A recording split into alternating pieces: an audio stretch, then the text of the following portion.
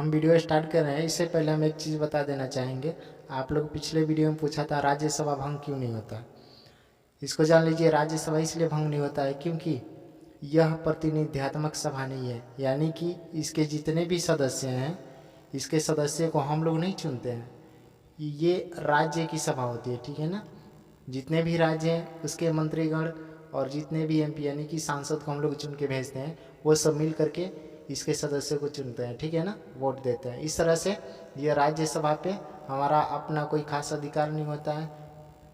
कहने का मतलब है कि हम अपने तरफ से यहाँ के प्रतिनिधियों को चुन करके कभी नहीं बैठा सकते, ठीक है ना। इसके अलावा भी यह देखा जाए तो राज्यसभा जो है लोकसभा की अपेक्षा बड़ा सदन है, ठीक है ना। संविधान जब निर्माण हुआ था तो उसी समय राज्यसभा को लोकसभा की अपेक्षा इसे ऊंच रखा गया था। इसका कुछ ऐसे भी अधिकार दिए गए हैं जो लोकसभा को नहीं दिए गए, ठीक है ना।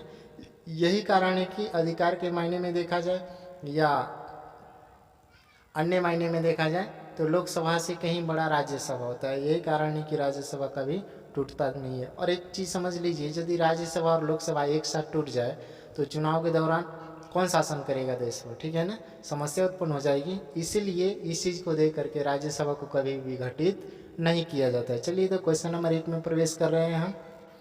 तो पहला क्वेश्चन आ गया आप लोग का, वलित पर्वत का उदाहरण बताएं। आप लोग का आंसर याद रखना है हिमालय। हिमालय वलित पर्वत का उदाहरण है, ठीक है ना। यहाँ पे वलित शब्द है, इसे जान लीजिए आप लोग वलय का नाम सुने होंगे, ठीक है ना। वलय जो मुड़दार आकार का जो आकृति होती है ना, उसे ही हम लोग कहते हैं वलय, और वलय से ही बना है वलित। यानी कि हिमालय पर्वत किस प्रकार का है, मुड़दार पर्वत है, ठीक है ना, घुमावदार है। यही कारण है कि इसे हम लोग वलित पर्वत का उदाहरण बताते हैं, ठीक है ना। चलिए आगे बढ़ते हैं। क्वेश्चन नंबर 2 है, भारत में प्रथम टीवी सेंटर कहाँ स्थापित किया गया था। आंसर याद रखने हैं आप लोग को, दिल्ली में, ठीक है ना। जल्दी जल्दी कराने का प्रयास कर रहे हैं क्वेश्चन को, ताकि आप लोग को ज़्यादा से ज़्यादा क्वेश्चन का आंसर मिल सके। चलिए तो अगला प्रश्न में हम लोग बढ़ते हैं कि क्वेश्चन नंबर 3 आ गया आप लोग का, लोधी वंश की स्थापना किस शासक ने की थी। आंसर याद रखना है, बहलोल लोधी ने किया था, ठीक है ना। लोधी वंश का यह शासक था और कह सकते हैं संस्थापक भी था, ठीक है ना। आप लोग यदि अच्छा से क्वेश्चन को ना समझ पा रहे हो तो एक बार जो वीडियो को फिर दोबारा बैक करके देख लीजिएगा, अच्छा से समझ आ जाएगा। और ज़्यादा जानकारी के लिए कुछ और वीडियो डाल दी हूँ, उसे भी आप लोग एक बार जरूर देख लीजिएगा। चलिए आगे बढ़ते हैं। क्वेश्चन नंबर 4 है, 1857 की क्रांति कहाँ से प्रारंभ हुई थी। आंसर याद रखना है, मेरठ से शुरू हुई थी, ठीक है ना। एक और चीज़ याद रखना है आप लोग को, 1857 की क्रांति को बहुत ऐसे व्यक्ति हैं, विद्वान हैं, जिन्होंने कोई इसे सैनिक विद्रोह कहा है तो कोई इसे स्वतंत्रता संग्राम कहा है, प्रथम स्वतंत्रता संग्राम, ठीक है ना। 1857 की क्रांति के दौरान ही आप लोग मंगल पांडे का नाम सुने होंगे। मंगल पांडे भारत के प्रथम ऐसे सिपाही थे जो कि शहीद हुए थे इस क्रांति के दौरान, ठीक है ना। क्वेश्चन ऐसे भी आता है कि प्रथम स्वतंत्रता सेनानी कौन थे जिन्होंने भारत के लिए अपनी जान गंवाई थी, कुर्बानी दिया था, ठीक है ना। आंसर याद रखना है, मंगल पांडे। चलिए आगे बढ़ते हैं। देखिए क्वेश्चन नंबर 5 आ गया स्क्रीन पे, किस स्थिति को सूर्य और पृथ्वी की दूरी न्यूनतम होती है। आंसर याद रखना है, 3 जनवरी के दिन, ठीक है ना। आप लोगों को पता है कि हमारे सौरमंडल में सूर्य सबका प्रधान है ना, और इसके आसपास सभी के सभी ग्रह चक्कर लगाते रहते हैं। जी है पृथ्वी है, हमारा सौरमंडल पूर्ण रूप से गोला नहीं है ना, हल्का टेढ़े आकार का है। तो यहाँ से जब पृथ्वी घूमती हुई आती है तो इस एरिया पर आते आते इसकी जो दूरी बहुत कम हो जाती है, ठीक है ना। यह घटना कब होती है, 3 जनवरी के दिन। और फिर यह आगे चल करके अपने वृत्तीय कक्षा में घूमती है, तो कुछ समय जाने के बाद यह बहुत दूर हो जाती है सूर्य से, ठीक है ना। तो उसको भी हम बताएंगे अगले वीडियो में भी विस्तार से। चलिए आगे बढ़ते हैं। चलिए तो क्वेश्चन नंबर 6 आ गया, प्रति 2 वर्ष पर राज्यसभा के कितने सदस्य अवकाश ग्रहण करते हैं। आंसर याद रखना है, 1/3 सदस्य अवकाश ग्रहण कर लेते हैं, ठीक है ना। 1/3 हिस्सा सदस्य चले जाते हैं और फिर इनके जगह पर नए सदस्यों की नियुक्ति की जाती है, ठीक है ना। तो इस तरह से आप लोग ये आंसर याद रखना है, 1/3 हिस्सा चाहे 1/3 सदस्य अवकाश ग्रहण करते हैं। क्वेश्चन नंबर 7 आ गया आप लोग को, गुब्बारे में कौन सी गैस भरी जाती है। आंसर याद रखना है, हीलियम गैस। हीलियम गैस क्यों, बाकी गैस क्यों नहीं भरी जाती है, क्योंकि यह गैसों की अपेक्षा, अन्य गैसों की अपेक्षा कैसा होता है, हल्का होता है। और हमारे वायुमंडल में अधिकतर भारी गैसें पाई जाती है, ठीक है ना, उसे यह झेल पाने में असमर्थ होता है। इसलिए इससे अलग भागता है। हमारे यहाँ भारी गैस अधिक पाए जाते हैं, इससे भागता है ऊपर की तरफ जहाँ हल्का गैस मिल जाए, है ना जी। इसलिए अपने स्थान पक्का करने के लिए यह ऊपर की तरफ भागता है। यही कारण है कि गुब्बारे में हीलियम गैस भरी जाती है ताकि आराम से गुब्बारा उड़ सके, ठीक है ना। समझ आ गया होगा। आगे बढ़ते हैं। देखिए क्वेश्चन नंबर 8 है, थाईलैंड की राजधानी कहाँ है? आंसर याद रखना है बैंकॉक। और यहाँ मुद्रा के रूप में क्या चलाई जाती है? बहुत। आप लोग हर एग्जाम में कहीं ना कहीं एक देश और राजधानी तथा मुद्रा के बारे में पूछ देता है, इसलिए एक देश और मुद्रा के बारे में भी हम दे दिए हैं यहाँ पे। चलिए अगला क्वेश्चन में प्रवेश कर रहे हैं। क्वेश्चन नंबर है 9, संवाद कौमुदी समाचार पत्र का संपादन किसने किया था? आंसर याद रखना है आप लोग को, राजा राम मोहन राय ने किया था, ठीक है ना। ये ऐसे व्यक्ति थे जिन्होंने शुरू में प्रारंभ में जे बाल विवाह सती प्रथा जैसे कार्यों में सहयोग दिए हैं, ठीक है ना। समाज को सुधारने के लिए बहुत बड़ा इन्होंने कार्य भी किया था, ठीक है ना। तो ये बहुत बड़े समाज सुधारक के रूप में भी जाने जाते हैं। चलिए आगे बढ़ते हैं। क्वेश्चन नंबर 10 है, साइमन कमीशन के विरोध में किस भारतीय नेता की मृत्यु हुई थी? आंसर याद रखना है, लाला लाजपत राय, ठीक है ना। साइमन कमीशन के बारे में आया है तो थोड़ा सा इसकी भी जानकारी ले लीजिए, आप लोगों के लिए अच्छी रहेगी, है ना। चलिए यहाँ पे हम बता रहे हैं साइमन कमीशन के बारे में। याद रखना है, साइमन कमीशन को हम लोग गोरे कमीशन के नाम से भी जानते हैं, ठीक है ना, गोरे कमीशन। अब क्यों? क्योंकि साइमन कमीशन जब भारत आया था तो कुल मिलाकर इसके कुल कितने सदस्य थे? याद रखना है, कुल सदस्यों की संख्या 7 थी, लेकिन इत्तेफाक कही है कि 7 सदस्यों में से ये सभी के सभी सदस्य अंग्रेज ही थे, भारत के एक भी नहीं थे, ठीक है ना, अंग्रेज सदस्य ही थे। इसलिए इसे गोरे कमीशन के नाम से जाना जाता है। इसके अलावा साइमन कमीशन भारत में आया था तो 1928 के दौरान जब लाला लाजपत राय के समेत और जो नेतागण जब इसका विरोध किए थे तो उस समय लाठीचार्ज की गई। लाठीचार्ज के दौरान लाला लाजपत राय को बहुत अधिक रूप से जो गंभीर रूप से चोट लगी और जिसके कारण वे मृत्यु हो गए, ठीक है ना। लेकिन ये चीज़ और जानना आप लोगों के लिए ज़रूरी है कि साइमन कमीशन भारत क्यों आया था, ठीक है ना। आप लोगों को पता है कि सन 1919 में एक बहुत भयानक घटना घटी थी भारत में, है ना, 13 अप्रैल के दिन जालियांवाला बाग हत्याकांड, ठीक है ना। उसकी स्थिति में सुधार के लिए, इसके अलावा और भी ऐसे जो अंग्रेजी शासन के प्रति भारतीयों को बहुत ही असंतोष प्रकट हो रहा था, तो उसको सुधार के लिए नए तरीके से कानून बनाने के उद्देश्य से आए थे, लेकिन इसका भारत में बहिष्कार हुआ और हर जगह नारा लगी साइमन गो बैक, है ना, यानी कि साइमन वापस जाओ। इस तरह से विरोध प्रदर्शन के दौरान लाला लाजपत राय की मृत्यु हुई थी। चलिए आशा करते हैं समझ आ गया होगा। क्वेश्चन नंबर 11 आ गया आप लोग के स्क्रीन पे। जहांगीर का वास्तविक नाम क्या था? आंसर याद रखना है, सलीम, ठीक है ना। उनके बचपन का नाम था सलीम, ठीक है ना। अब ये किसके बच्चा था जी? ये किसका पुत्र था? ये भी जान लीजिए आप लोग। तो आंसर याद रखना है आप लोग को, यह अकबर का पुत्र था, ठीक है ना। वही अकबर जिसे हम लोग राष्ट्रीय सम्राट भी कहते हैं, ठीक है ना, मुगल काल का सबसे महान राजा अकबर। आगे बढ़ते हैं। क्वेश्चन नंबर 12 है, सलीम चिश्ती का दरगाह कहाँ स्थित है? सलीम आया तो उसी के नाम पे एक और क्वेश्चन यहाँ पे हमने रख दिया हुआ है। सलीम चिश्ती का दरगाह याद रखना है, अजमेर में है ना। इसे अजमेर शरीफ भी कहते हैं, याद रखना है आप लोग को, कोई दिक्कत नहीं हो। यही अजमेर राजस्थान में, आप लोगों को तो पता ही होगा। चलिए आगे बढ़ते हैं। क्वेश्चन नंबर 13 है, पंडित रविशंकर का संबंध किस कला क्षेत्र से है ना। तो आप लोग को ये चीज़ याद होना चाहिए कि एक बहुत बड़े सितार वादक थे, ठीक है ना। सितार बजाने में यह ख्याति प्राप्त किए थे। इनका संबंध सितार के क्षेत्र से था। चलिए आगे बढ़ते हैं। क्वेश्चन नंबर 14 है, लोकटक झील भारत के किस राज्य में स्थित है? आंसर याद रखना है, मणिपुर में, ठीक है ना। लोकटक के साथ एक और आता है आप लोग का पुलिकट, ठीक है ना, पुलिकट झील।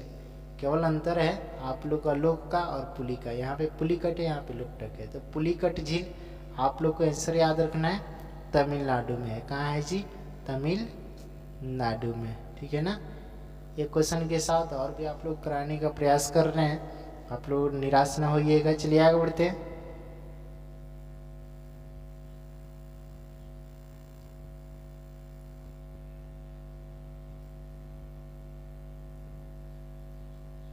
क्वेश्चन नंबर 15 आ गया, दक्षिण भारत की सबसे लंबी नदी कौन सी है? आंसर याद रखना है गोदावरी। और एक और चीज़ आप लोग याद रखना है, दक्षिण भारत की गंगा भी इसे कहा जाता है, ठीक है ना। दक्षिण भारत की यह सबसे लंबी नदी है, जैसे कि उत्तरी भारत में हमारी सबसे लंबी नदी गंगा कहलाती है, उसी का नाम है ना, उपनाम यहाँ पे दिया जाता है गंगा, है ना, दक्षिण भारत के लिए। तो इस तरह से याद रखना है, गोदावरी नदी को दक्षिण भारत का गंगा भी कहा जाता है और सबसे लंबी नदी भी है, ठीक है ना। आगे बढ़ते हैं। क्वेश्चन नंबर 16 आ गया, कुचिपुड़ी लोक नृत्य का संबंध किस राज्य से? आंसर याद रखना है आंध्र प्रदेश से, ठीक है ना।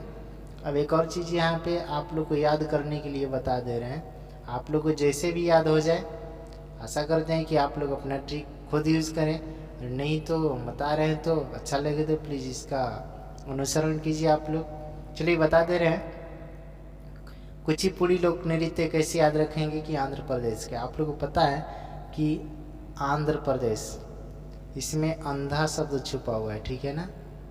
तो याद रखना है, अंधे लोग कचौड़ी पूड़ी खाते हैं, ठीक है ना। अंधे लोग क्या खाते हैं? कचौड़ी पूड़ी। हमारे वॉइस पे आप लोग केयर कीजिएगा, इसी में आंसर छुपा हुआ है, अंधे लोग कचौड़ी पूड़ी खाते हैं, इसी पे आंसर है, यानी कि आंध्र प्रदेश में कुचिपुड़ी नृत्य होता है। क्लियर? आगे बढ़े। क्वेश्चन नंबर आ गया आप लोग का 17, मलेरिया रोग का वाहक मच्छर कौन है? किस मच्छर के कारण मलेरिया रोग उत्पन्न होता है? आंसर याद रखना है एनोफिलीज मच्छर, जिसे मादा एनोफिलीज भी कहते हैं, ठीक है ना। चलिए आगे बढ़ते हैं। Question number 18, half man cup शब्द का संबंध किस खेल से है? आंसर सामने देखिए, टेनिस खेल से, ठीक है ना। इसमें हाफ मैन शब्द का इस्तेमाल किया जाता है। गंधार महाजनपद की राजधानी कहाँ है? आंसर याद रखना है आप लोग को तक्षशिला में, ठीक है ना। तक्षशिला, या तो आप लोग ये भी याद रखिएगा, तक्षशिला हमारे भारत का बहुत पुराना विश्वविद्यालय था, लेकिन जब पाकिस्तान अलग हो गया तो उसी के साथ तक्षशिला भी पाकिस्तान में चला गया, ठीक है ना। लेकिन अभी भारत की कहे तो अभी भारत की सबसे प्राचीन विश्वविद्यालय नालंदा है। समझ रहे हैं ना हम क्या कह रहे हैं? तो नहीं समझ आ रहा है तो एक बार बैक करके आप लोग समझ लीजिएगा।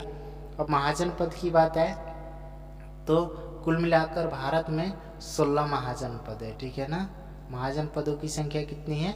16। सबकी राजधानी अलग अलग है, ठीक है ना। जैसे आप लोग ले लीजिए अंग है ना, इस तरह से करके अंग की राजधानी चंपा, एक वीडियो में हमने बता भी दिया आप लोगों को अंग के बारे में।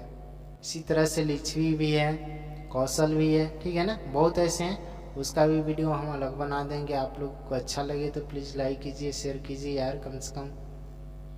क्वेश्चन नंबर 20 आ गया, अजंता की गुफा किस राज्य में स्थित है? आंसर याद रखना है महाराष्ट्र, है ना।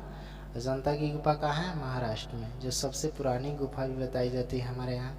अगला क्वेश्चन है, विश्व डाक दिवस प्रति वर्ष किस तिथि को मनाया जाता है? आंसर सामने आप लोग का 9 अक्टूबर, कोई दिक्कत नहीं होनी चाहिए, आप लोग याद कर लीजिएगा। चलिए आगे बढ़ते हैं। क्वेश्चन नंबर 22 है, रामकृष्ण मिशन का संस्थापक कौन थे? इस मिशन की स्थापना कौन किया था? देखिए यहाँ पे स्वामी विवेकानंद ने किया था, ठीक है ना। ये हमारे भारत के बहुत बड़े विद्वान थे स्वामी विवेकानंद, ठीक है ना। क्वेश्चन नंबर 23 है, किस कारण दूध का रंग सफ़ेद होता है? यहाँ पे आंसर याद रखना है आप लोग को केसिन के कारण, ठीक है ना।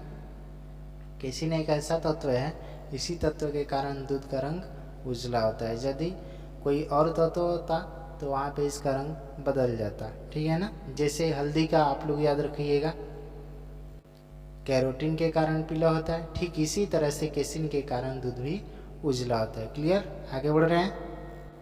क्वेश्चन नंबर 22 से आप लोग के स्क्रीन पे, कृष्ण मिशन का आगमन भारत में किस वर्ष हुआ था?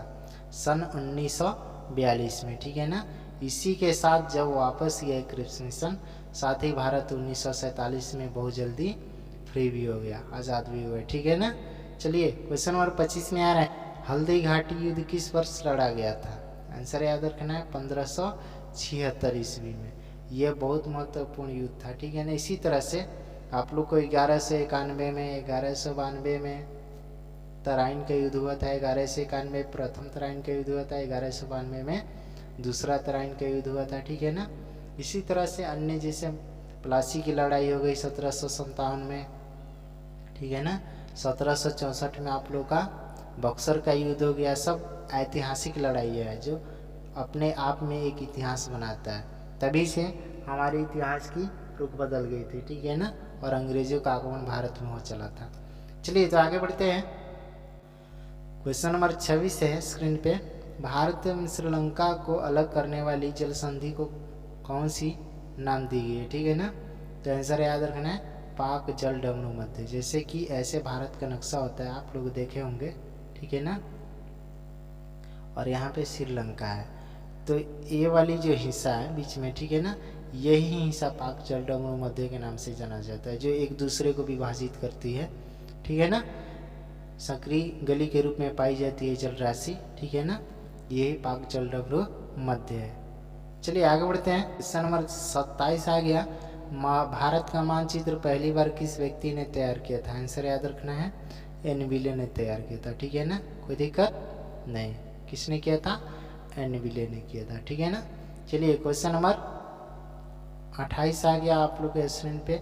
द्वितीय अशोक की उपाधि किस शासक को दी जाती है। आंसर याद रखना है कनिष्क को दी जाती है। कनिष्क के बारे में आया तो इसके बारे में कुछ और क्वेश्चन याद रखिए, बहुत अच्छा है, ठीक है ना। कनिष्क कुषाण वंश का शासक है, ठीक है ना। क्वेश्चन आता है कुषाण वंश का महान सम्राट कौन था, कनिष्क। इसके अलावा इसी के शासनकाल में, कनिष्क के शासनकाल में ही एक कला शैली का विकास हुआ था जिसका नाम है गांधार शैली, ठीक है ना। ये बहुत महत्वपूर्ण क्वेश्चन है। गांधार शैली का विकास कब हुआ था, तो कनिष्क के शासनकाल में हुआ था। क्लियर हो गया। चलिए आगे बढ़ते हैं। क्वेश्चन नंबर 29 है भाखड़ा नंगल परियोजना किस नदी पर स्थित है। चलिए इसका आंसर याद रखते हैं सतलज नदी पर, ठीक है ना, जो कि पंजाब में स्थित है। कोई दिक्कत नहीं। चलिए क्लियर हो गया। सतलज नदी पे भाखड़ा नंगल परियोजना स्थित है, ठीक है ना। और यह नदी परियोजना सबसे ऊंची नदी परियोजनाओं में से एक है। क्वेश्चन आता है कि सबसे ऊंची नदी परियोजना कौन है, तो भाखड़ा नंगल परियोजना, ठीक है ना। आगे बढ़िए। क्वेश्चन नंबर 30 है डिस्कवरी ऑफ इंडिया पुस्तक के लेखक कौन है। तो इस पुस्तक की रचना देखिए किसने की है, पंडित जवाहरलाल नेहरू ने किया है, ठीक है ना। तो इस तरह से सब क्वेश्चन आप लोग आशा करते हैं अच्छा लगा यार। कम से कम लाइक तो कीजिए, लाइक और शेयर कीजिए, पूरा वीडियो देखिए। और ऐसे ही वीडियो आप लोग को डेली जीके का डोज लाता रहूँगा ताकि आप लोग को लाभप्रद हो। वीडियो अच्छा लगे तो कम से कम सब्सक्राइब ज़रूर कीजिएगा। चलिए तब तक के लिए बाय। अगले वीडियो में फिर मिलेंगे आपसे, तब तक के लिए गुड बाय।